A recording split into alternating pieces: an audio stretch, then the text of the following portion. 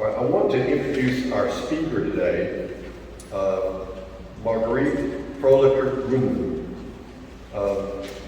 Margarete has been a friend of the Salzburgers for many years and started her research on the Salzburgers about 25 years ago. She's a native of Germany and developed an interest in the Salzburgers while teaching here at Armstrong Atlantic State University as a professor, now Georgia Sutherland. She received her education in Germany, studying at universities of Munster and Tübingen. I said that would be my kind of a place to study. I said it sounds like cheese and Tübingen on the river, but it's apparently not. That's supposed to be a joke. And she's taught German language and literature and the cultures of the European Union at Armstrong State, as I mentioned.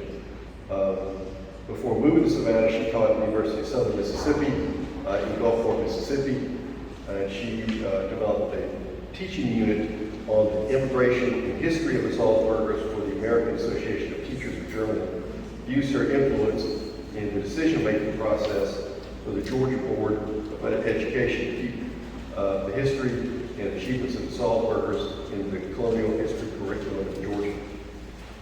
Her special interests are immigration history and the immigration of German-speaking people to the southeast. She'll speak today on the life of the Salzburgers of Ebenezer, their connections to Savannah, and the heritage of other German-speaking settlers in the Savannah area, their contributions to the development and advancement of the new colony in the city of Savannah. Ms. Ruth.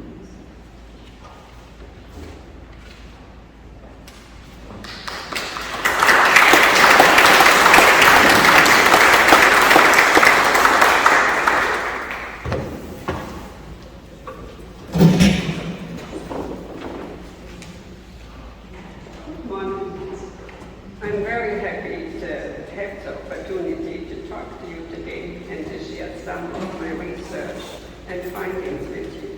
As you can hear from my accent, I'm a transplant from Germany, but have lived in the US more than half of my life.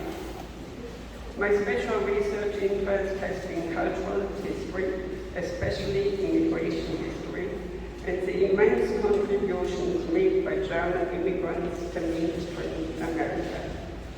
The Germans constitute the largest immigration group to the United States. What would our culture be without being invented by Levi Strauss, the German immigrant, or the Christmas tree, the kindergarten, or your bear aspirin, just to name a few. Ebenezer and the Salzburgers has become one of my main interests since I came to Savannah, and I discovered the extraordinary documentation and rich history of this settlement. Okay, I just give a little review. So I came to the States in 1979, and my special interest is cultural history and immigration history. So the Germans have been the largest immigration group to the United States, and just to name a few achievements that you use all year long or daily in your life, it's the jeans invented by Levi Strauss, and the bear aspirin, the kindergarten, or the Christmas tree, all came with the German immigrants. Ebenezer and the Salzburgers become one of my main interests. Since I came to Savannah and I discovered the extraordinary documentation and rich history of this settlement, I believe there is no other immigration group in the country with such an impressive and detailed documentation furnished by Boltius that lends insight into the colonial history in general and of Georgia in particular. Therefore, Ebenezer is an important part of colonial as well as immigration history. Over the years since I visited Ebenezer about 25 years ago, I have met many of you, listened to your stories, and gained insights into your history and into life at Ebenezer. History contains the word story, and stories tell the culture of people, their daily lives, their struggles, their fortunes and misfortunes. We know from Wolsey's diaries and letters that the settlers in Ebenezer had an extremely challenging life, and so many did not survive. During colonial times in this area, the average life expectancy was 29 years. Settlers died of dysentery, typhus, malaria, yellow fever, and other diseases. There were no antibiotics to prevent an infection from a simple cut, and Wolsey made many references in his notes, letters, and reports. Alrighty. With the Salzburger transport came many other German-speaking people from other regions, from the south of Germany, from the Palatine, from the Rhine region, from the Black Forest, and from Switzerland. They joined the Salzburgers on their transports to the New World.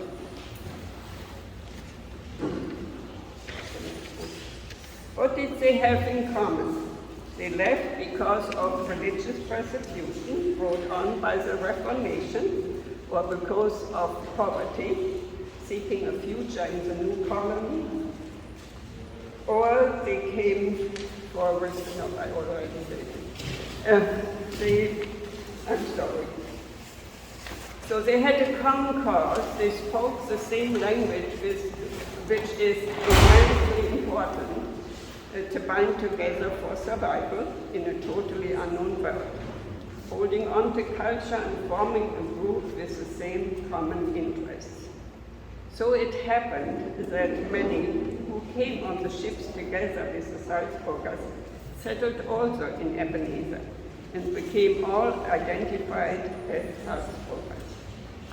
Think about Arnold, the first governor of Georgia.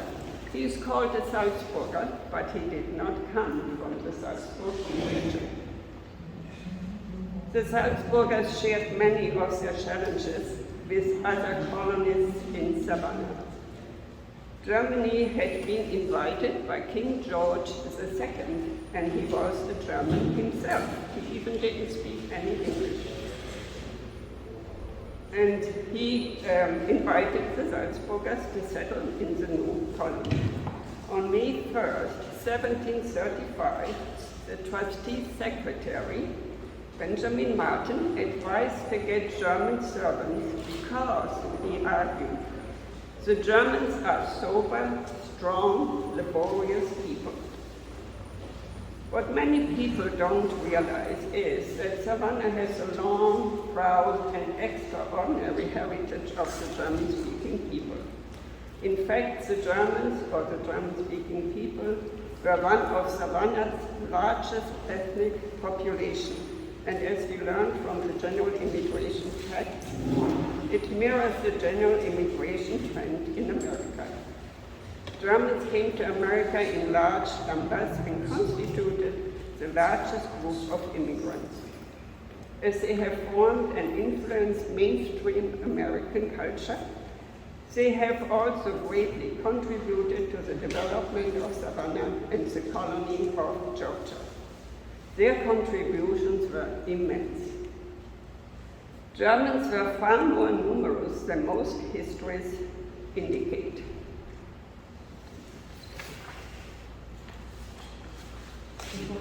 Oh, you went too far? Yeah, go back. Yeah, wait, I thought we were done. No, go back. No, it's more. Okay. We had that, so the next one. Wolters wrote to Franke on May 4, 1743, that there were more Germans than English in and around Savannah, and that they prospered more because they were used to work. When the Salzburgers reached Georgia in 1734, Germans had already found their way to all of the older British colonies, sometimes in large numbers and often at the founding of those colonies. Think of Pennsylvania, where the first Germans already settled at Jamestown in 1607, and in 1683 a group of German Mennonites established Germantown near Philadelphia. By 1749, 50,000 Germans had settled in Pennsylvania, which constituted 40% of the entire population. And by 1790, 90,000 Germans had settled in the New World. But in the case of Georgia, German-speaking people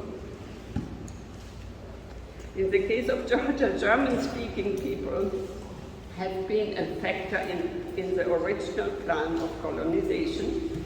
For Georgia's philanthropic founders, the trustees for establishing the colony of Georgia expressly stated that they were establishing their colony not only, and I quote, as a haven for impecunious Englishmen, but also as a refuge for the distressed Salzburgers and other Protestants.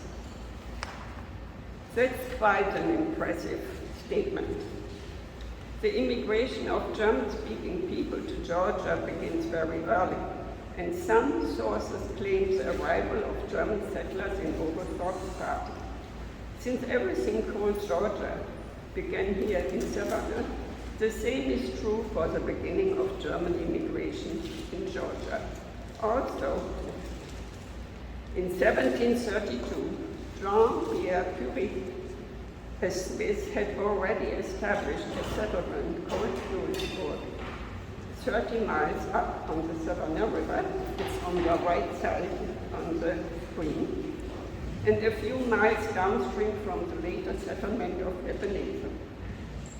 Curie took Swiss and Germans from the German Rhine area called the Palatine to settle them at Louisbourg. One of the very first German-speaking settlers came about a few months after Oglethorpe arrived here. They were Benjamin Scheftel and his wife, Pearl, German Jews who were among the largely Sephardic group of Jews arriving in July of 1733. Oglethorpe had only arrived in February. The Scheftels were one of only two Ashkenazic families arriving in Savannah aboard the William and Sarah fleeing the Inquisition in Spain. The Scheftels greeted the Salzburgers when they arrived on March 12, 1734, the only German-speaking persons able to speak to the Salzburgers and welcome them to the new colony. They also befriended the new arrivals and provided them with many services, often asking for no pay in return. The Scheftels established a congregation with Israel, which is the third largest Jewish congregation in the States. Their son, born in 1734, was the first German child born in the new colony. By the time the fourth and final Salzburger transport arrived in Georgia in 1731, Martin, the secretary of the colony, reported to the trustees that no less than 1,200 Germans had come to Georgia. The New York Evening Post published a report from London on November 18, 1751, that, and I quote, "Yesterday morning, the Antelope sailed for Georgia with 160 German Protestants who came from Germany on the invitation of their countrymen at Ebenezer in Georgia to go over to settle in that colony."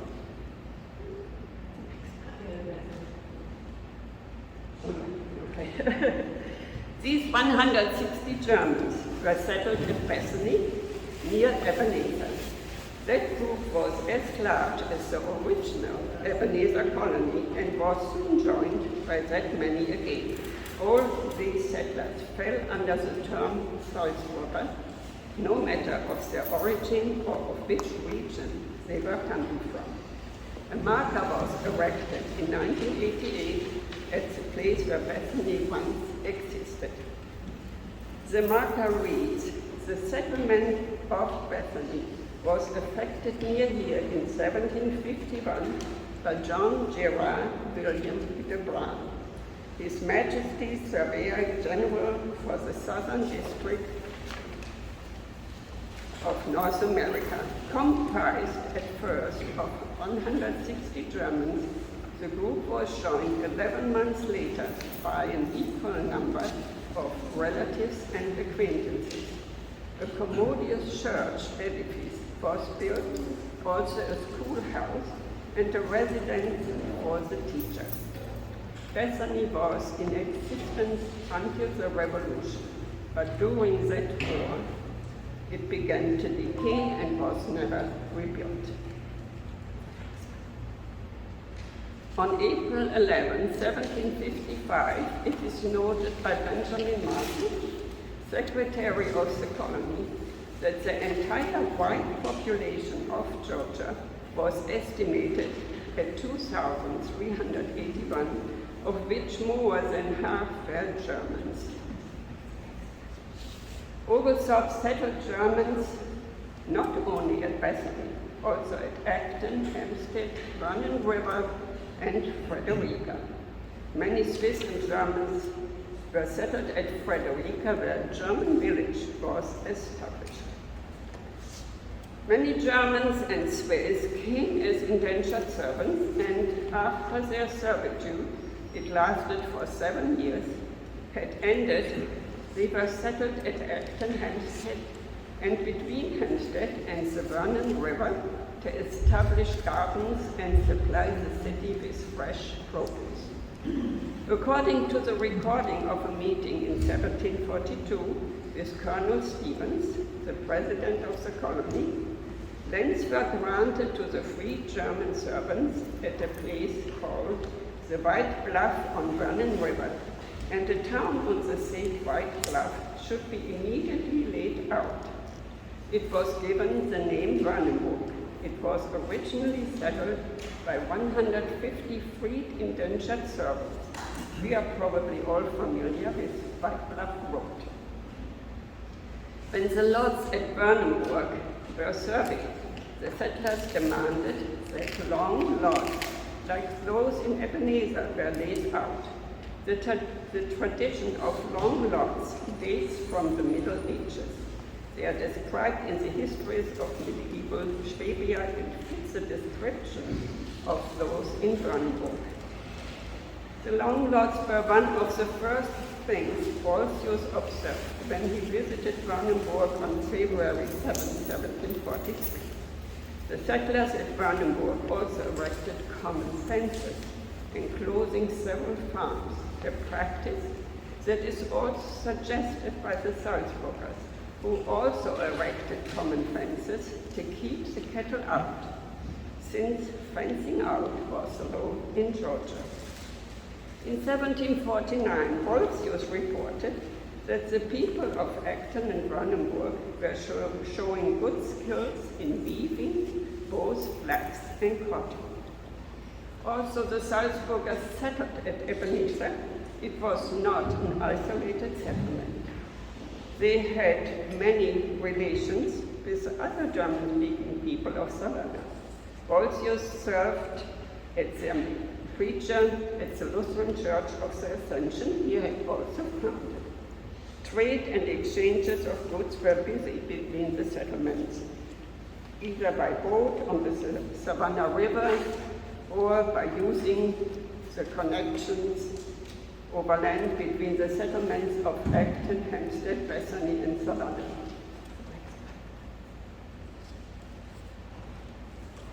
And the War of Independence. Then the War of Independence, or the Revolutionary War, broke out and also reached Ebenezer and Savannah. The English occupation left lots of destruction at Ebenezer. 2 battles happened in Savannah, where today the memorial of the Revolutionary Battlefield is located next to the Visitor Center.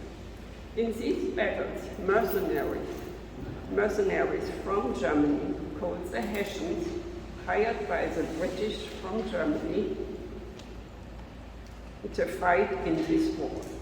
They also fought in the battles of Savannah in 1778 and 1779, as did the German volunteers, a militia the German immigrants had formed in Savannah. In these battles, people of German ancestry, if not German birth, opposed each other on the battlefield of Savannah with loyalties established for many different reasons. Germans fought against Germans, as we also have experienced in the Civil War and in World War I and World War II.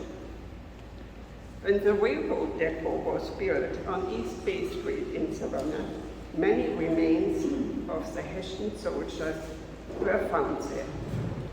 The British hired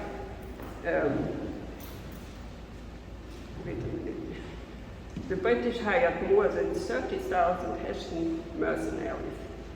That was quite a high number. On the next one. In 1820, the devastating yellow fever epidemic hit the city. The physician at the time, the German Dr. William Baring, served the Savannah community. Almost 4,000 people lost their lives to yellow fever between 1807 and the Great Epidemic of 1820. On September 15, 1820, only 1,500 of the original population of 5,000 remained in Savannah. His son, James Baring, battled another fever epidemic in 1876. Yellow fever continued to plague Savannah until the end of the 19th century. Yeah, next. In 1821, William Baring wrote his report to the City Council of Savannah on the epidemic disease of 1820, only a year after the epidemic ravaged the city.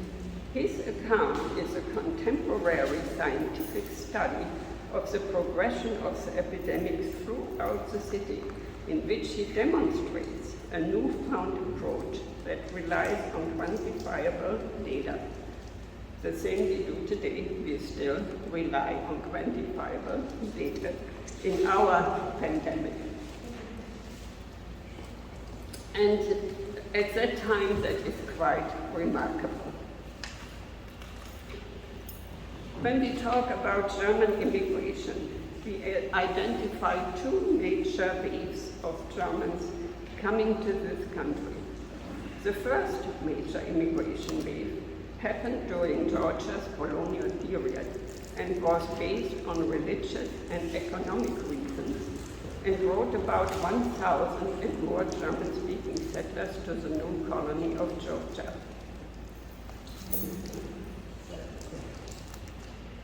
We identify a second wave from 1830 and beyond.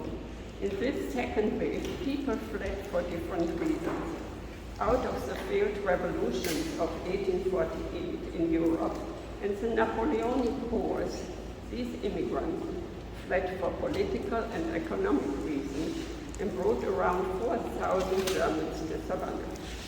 People had ideas of freedom, and the feudalistic rulers did not like those ideas. And so Europeans left for America. Who were these German-speaking immigrants? The next one. These immigrants came with a different skill set. They were enterprising merchants and businessmen. They brought different knowledge of crafts and commercial skills. Sorry.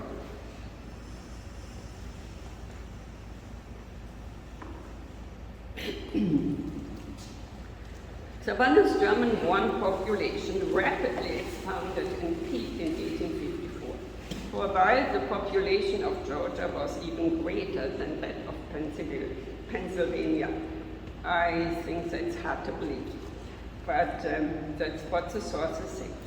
The German community grew in influence and prospered while contributing to the prosperity and culture of Savannah in the decades before the Civil War. After Eli Whitney had invented the cotton gin in 1793, the economy grew rapidly, and it was extremely important to transport cotton to the port faster and more efficiently. In 1833, the Central of Georgia Railroad was founded. Nicholas Kruger, the German engineer, designed and laid out the route to Macon. Construction of a railroad line began in 1835, and by 1843, the line to Macon had been completed, a distance of 190 miles, making it at that time the longest continuous railroad line under one management. After the Tybee Railroad was built, it was possible to travel from Atlanta to Tybee by train. In 1856, the German architect Augustus Schwab designed the Georgia Railroad Complex, the only existing railroad complex from antebellum time in the country.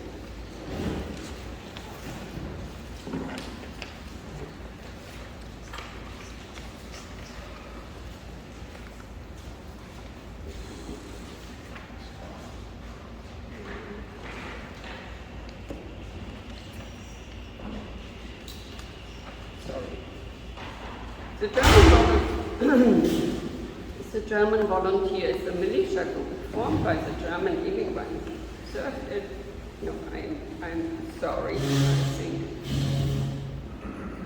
Oh, yeah, I'm sorry. When the railroad was completed, or the railroad complex was completed in 1855, the central facility was described in Sarah Colburn's New York Railroad Advocate as, and I quote, the most complete and elegant railroad station in the country. Now think about this, all still there. You still can see it, you still can visit it. He also designed Kia Hall on MLK Boulevard, the North Viaduct on West Boundary Street, the Savannah Visitor Center, and City Market. All these buildings are still standing. Augustus Schwab became one of the city's most prominent builders.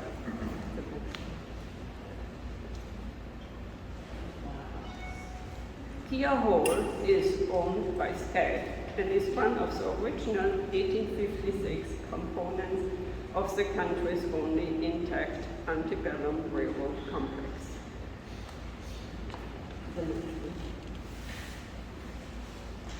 In 1851, Forsyth Park was developed by Bavarian landscapist Wilhelm Bishop in a very European style. You all have seen the fountain in Forsyth Park. It was built after the fountain in Paris. That fountain is standing in the Place de la Concorde in Paris. Only two were constructed like this.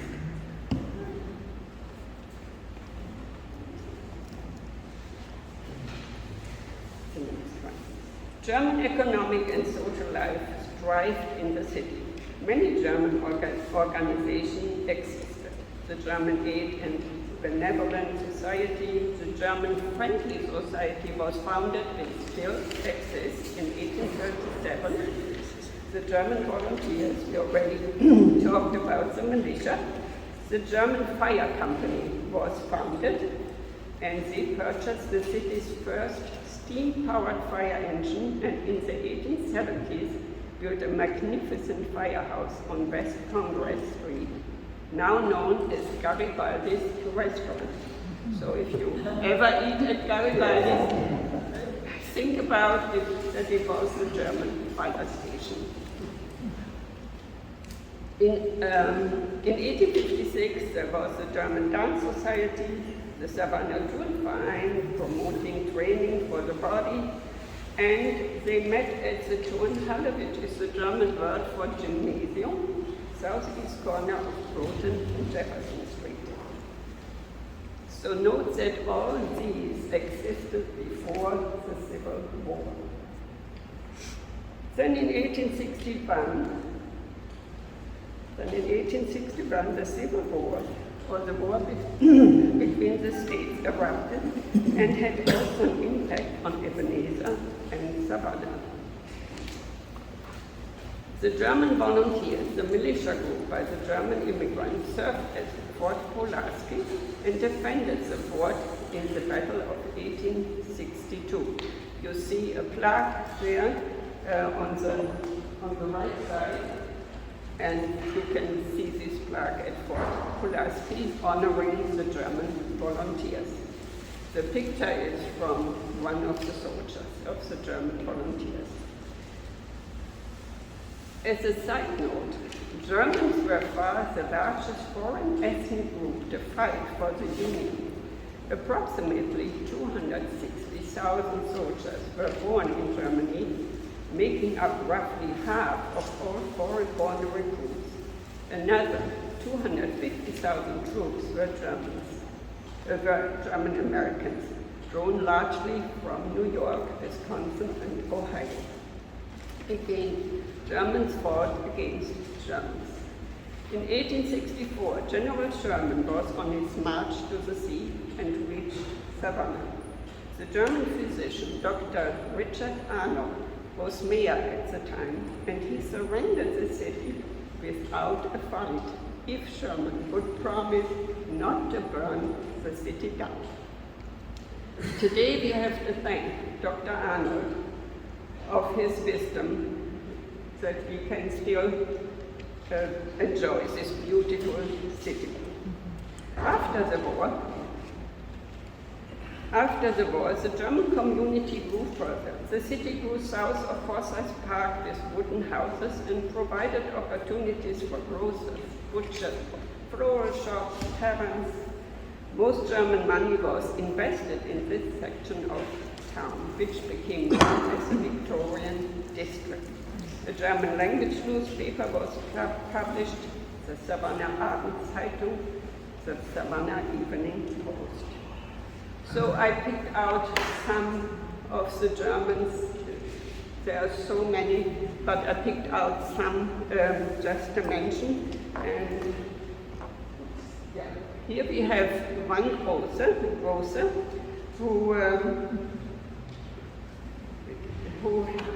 this was Heinrich Gerken. He opened the Gerken family grocery store at the site of the current Crystal Beer Parlor, and the building still looks absolutely the same. And then we have a very special case. This was Hermann Sengstecke.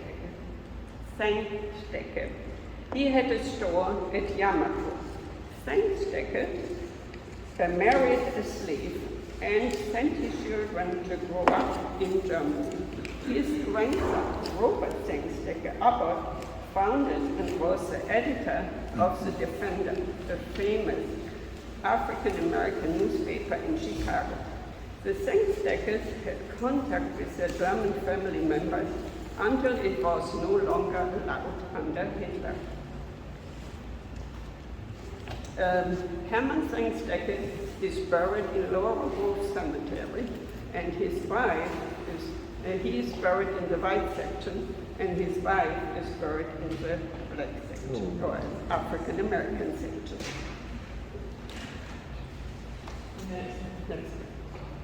So who has been making this bread for more than 150 years?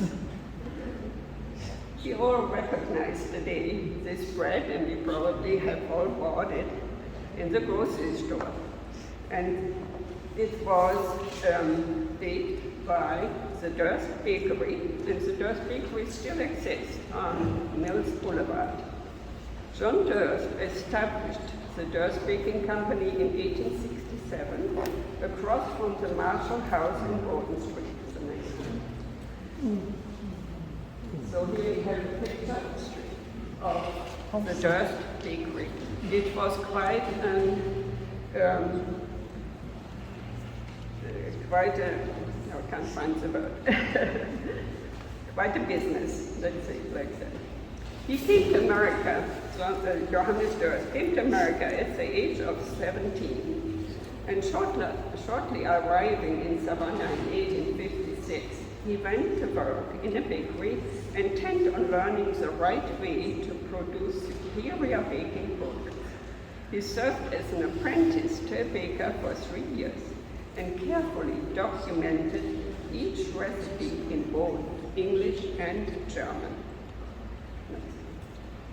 On July 29, 1867, the following appeared in the Savannah Daily News and Herald. John Durst, variety baker, Broughton Street opposite Marshall House, bread, cakes, and pies, fresh every day, cakes for parties and weddings made at short notice. Here's Mr. Durst with his delivery truck. In 2007, Governor Sonny Perdue has honored Durst Baking Company founder Captain John Durst in a proclamation for Confederate History Month. The governor's proclamation reads, "One of the many Confederate soldiers who made a significant contribution to the state was Captain John Durst, a German immigrant who lent his service as a soldier and a baker. After the war, he formed the Durst Baking Company, which remained a family-run business for over a dozen decades of operation. Through their business practices and good work, Durst and his family have contributed significantly to the economic and cultural development of the city of Savannah and the state of Georgia." Durst also was an alderman for the city and was instrumental in starting the first fire department, and we already talked about that.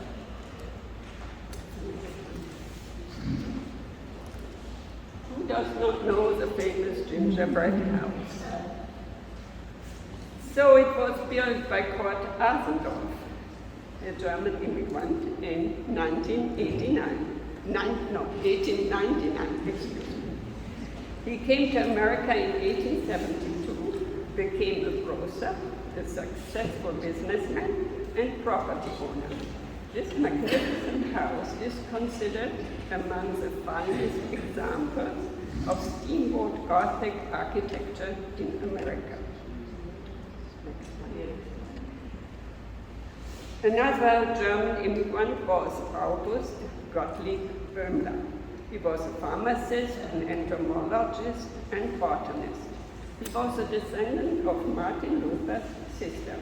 He came to the US at the age of 18 and he owned the Böhmler drugstore.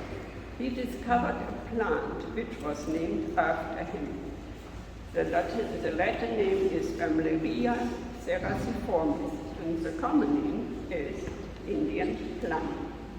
In a letter by Barton to Thomas Jefferson, Barton wrote, "Dear Sir, Mr. Ermler of Georgia, a very intelligent gentleman, has devoted much attention to the study of entomology. He appears to be a man of much merit, and has indeed been mentioned to me by some of my friends in terms of great praise." In 1890, his son, Arminius Ermler, a physician and agriculturist, established the Ermler Oyster Company on Wellington Island. It had the South's first oyster packing plant, and it was only the second one in the country after one in Maryland.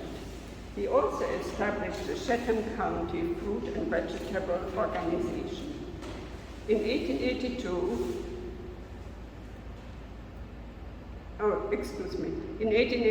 he also established two of the most important businesses, the truck farming and the oyster packing. He published a nationally acknowledged book entitled Truck Farming at the South, a guide to the raising of vegetables for northern markets. This book is still available online. The Georgia Department of Agriculture published the following. In 1890, Arminius Ermler son of August Gottlieb Oehmler, opened a canning establishment on Wilmington Island. His business has steadily grown, and for the last 2 winters, his cannery has packed, now listen, 1,400,000 cans. His establishment employs 400 sailing crafts from 8 to 30 tons, also 3 tugs with 7 barges, besides numerous small crafts from 30 to 100 bushels capacity. That is just enormous.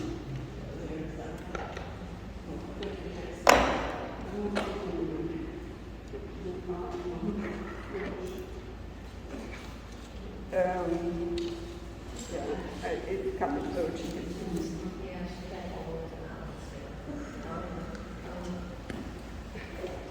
the Oehmler property is probably the oldest plantation on Wilmington Island, as well as the Oehmler oyster factory. It covered many acres on the northern end of Wilmington Island. The descendants still live there, also the property has partly been sold. Another famous German immigrant to Savannah was August Karl Oertschig. You might recognize the name Oertschig when you buy nice plants for your garden, coming from the Oertschig nursery. I just bought one last week and I wanted to bring the pot, but I forgot.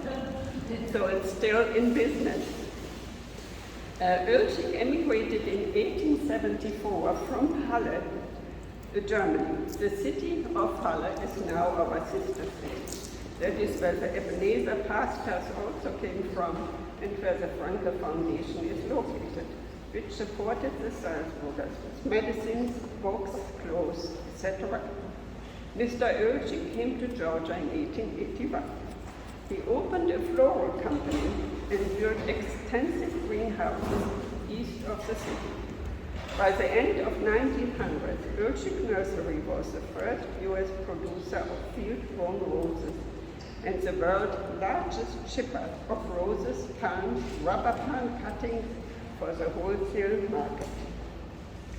There is a sales slip, a picture of a sales slip there, where he sold, I think, 300 roses and some others.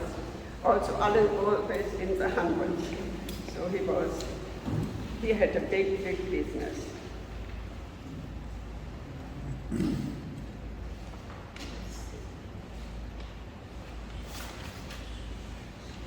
An advertisement in the American Florist, a weekly journal of the trade, reads, first, they are still talking about Oertschig, first to ship rubber plants, roses, and plants for decorations to the north. Oertschig, Savannah, Georgia, palms, 150,000 of all the leading varieties, ferns, 50,000 of leading varieties, wild smilax, pines, and palmettos for decorations at low prices, low freight rates by steamer to New York, Boston, Philadelphia, and Baltimore. So,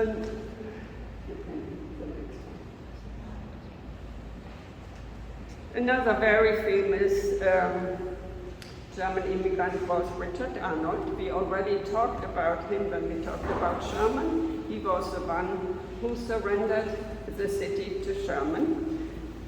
And so the city wasn't burned down, which Sherman normally did when he moved through. Richard Arnold was a very achieved person. He was mayor for several terms between 1824 and 1873, and he was a physician, an educator, and Georgia state legislator. In 1830, when the smallpox epidemic started, he became the chief vaccinator for the city. He also became one of the world's leading experts on yellow fever. In 1835, he was appointed to be the physician for Savannah's poorhouse and hospital. In 1850, he founded the Savannah Medical School and also taught at the school. He was one of the founding members of the American Medical Association and the founder of the Medical Association of Georgia, and also the co-founder of the Georgia Historical Society in 1839. There were also many builders and many artists coming to Savannah, and I will just mention a few. Karl Ludwig Brandt, he was an artist who came from Holstein, which is in the northern part of Germany, bordering on Denmark. He came to the States in 1852. He created the Telfair Museum as per Mary Telfair's will, and it was opened in 1863, and he was the first director of the museum. Telfair was the first art museum in the South. And he collected many paintings and sculptures from Europe, especially from Germany, and they are still, or they still can all be seen at the Telfair.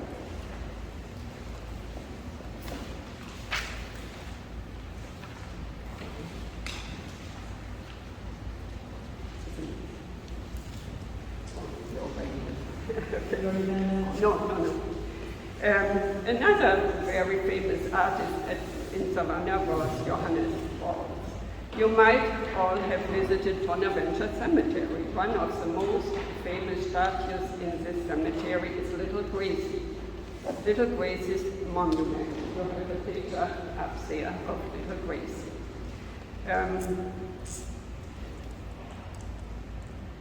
It is also only one of the funerary monuments in Georgia sculpted in someone's exact likeness. Gracie died when she was 6 years old, and Waltz created her after a photograph. He created about 77 monuments for Bonaventure between 1880 and 1922, and he also had funerary monuments in Laurel Grave Cemetery and in the Catholic Cemetery. He also built Chatham Academy and the Scottish Rite Lodge.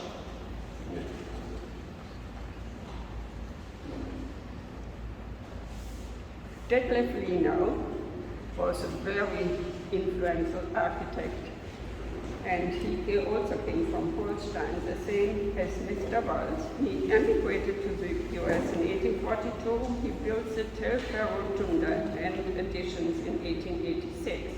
He designed the Hutchins Hall for the Georgia Historical Society and built many buildings in New York, New Jersey, Connecticut, and Rhode Island. You can see a picture of a building there. It's not the best picture, but it was the only one I could find that would show very well his kind of architecture. He built mansard roofs, and you can see this at the roof side, and he introduced them to the American architecture. So he is very famous for that. He almost built all the Victorian structures at the Victorian District in Savannah. He was one of the 29 founding members of the American Institute of Architects.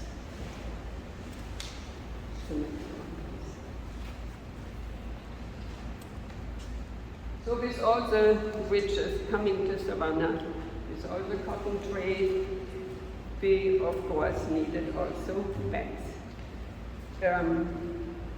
We have the Germania Bank. It was founded in 1889 and then moved to the Germania building. It was the first Savannah's tall, multi-storied office building. It had 8 stories. It was on the corner of Bull and Congress Streets, facing Johnson Square. It was renamed in 1917 for patriotic reasons to the Liberty Bank and Trust Company of Savannah, and is currently known as Trust Company Bank of Georgia. The building was raised, I believe, in 1975, so that does not exist anymore. Let's do. We are all familiar with the Lutheran Church of the Ascension because it was founded by Bolsius in 1741, the pastor of the Salzburgers. He served the German-speaking community in Savannah. In 1845, a second Lutheran church was organized by Pastor William Epping, who conducted services in German.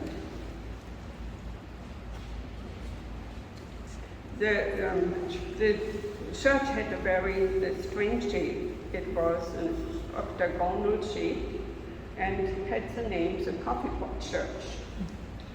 The church was disbanded during the Civil War and its property sold to Methodists in 1871. On the site today is now Wesley Monumental Church. It's on Calhoun Square. The next one.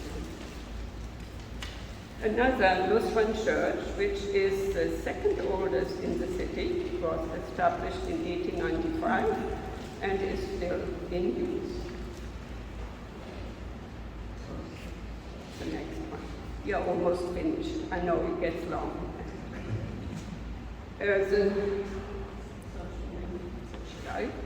The Germans had a very active social life in the city. There was a German country club on Bismarck Avenue. There was the German Ladies Benevolent Society, the German Harmony Club, Rifle Club, and the Choral Society. The public park was established by Karl Zeiler with playground, gardens, bowling lanes, rifle range, outdoor concerts. Streetcars were serving the facility, and this park is now on Bull and 37th Street. And the settlers, of course, brought their culture, food, drink, music, entertainment with them.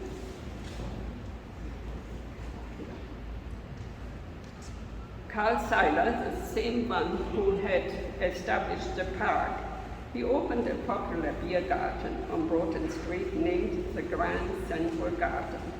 It was a glass dome structure with exotic plants, murals, fountains, and statuary. He was the first owner and distributor of Schlitz Brewing Company in Savannah. He came back from the Civil War as a young man and settled in Savannah. He is buried in Bonaventure Cemetery, and if you visit there, you will see the lady on his statue, on his grave, holding barley and hops, the sign for his brewing beer connection. His descendant, Sonny Zeiler, was the great-great-grandson, and he became famous as a defense attorney for Jim Williams in the book Midnight in the Garden of Good and Evil. There is also a street named after him. It's Zeiler Avenue. It's also has Georgia Bulldog. Yeah, exactly. He has the Georgia Bulldogs, yes. So where did the Germans live? They lived in the city and in neighborhoods on the east side of the city. We have Wagner Heights in Twickenham Terrace, it still exists. And they lived in subdivision north and east of Beacon Street and adjacent to the Savannah Golf Course on Röbel Avenue to the area of the Catholic Cemetery. There was an enclave of families of German descent. Streets named Helmken, Mastig, and Wagner honored prominent German families in Savannah, and neighborhood residents included the Hohnerlein, the Ineken, and Walls families. Many Germans also lived on the islands. Dutch Island and Isle of Hope and Skitterby. I don't want to read you all the names, but they might be familiar with you. The Danslers, Reddings, Gregers, Krugers, Nuns, Grimms, and Röblings, who were the descendants of John Röbling, the builder of the first suspension bridge. the Brooklyn Bridge. Then in Wilmington Island, many settled on Wilmington Island. The first settlement was by German Lutherans on the most southern tip of the island. Many German Lutheran families followed the Oetken, Goethe, Arnsdorf, Reddick, Oehmler, Waldhauer, Oelschig, Wagner, Schaaf, Hüngeldorf, Zeiler, Wessel, Waring, Kessel, Sibble, and so forth.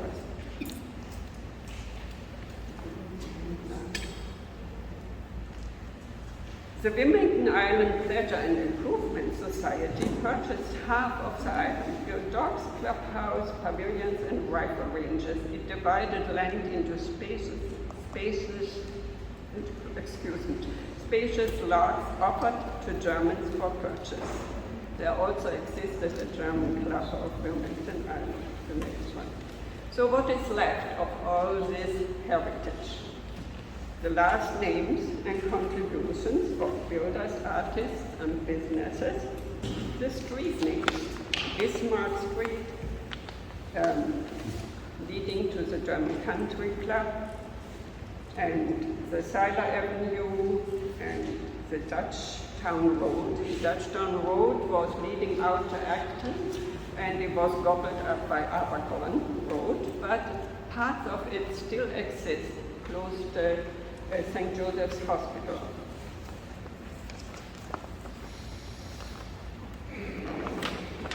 Dutch Island, many lived on Dutch Island. Dutch Island actually should be German Island because Dutch is developed from Deutsch. Deutsch is the word for German, in German, and so Deutsch became Dutch by pronunciation. You have the same with German Dutch in Pennsylvania. They were not Dutch, had nothing to do with the Dutch, they were Germans. What Dutch called is South Carolina. Yeah, exactly. Yes, yes. So Dutch just morphed to, Deutsch morphed to Dutch. Okay, so many lived there on Dutch Island. We talked already about the German society. We don't have to read the next one. So here we have the German Memorial Fountain in Orleans Square. This fountain is between Perry and Hull Street and was laid out in 1815 and named to honor the heroes of the War of 1812. Oh, okay. See, the front of the bulletin here has that and what it says on that flag.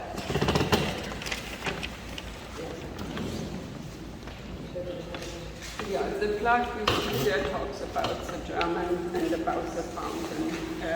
That was placed there by the German Heritage, the German Friendly, and the Georgia Salzburger Society.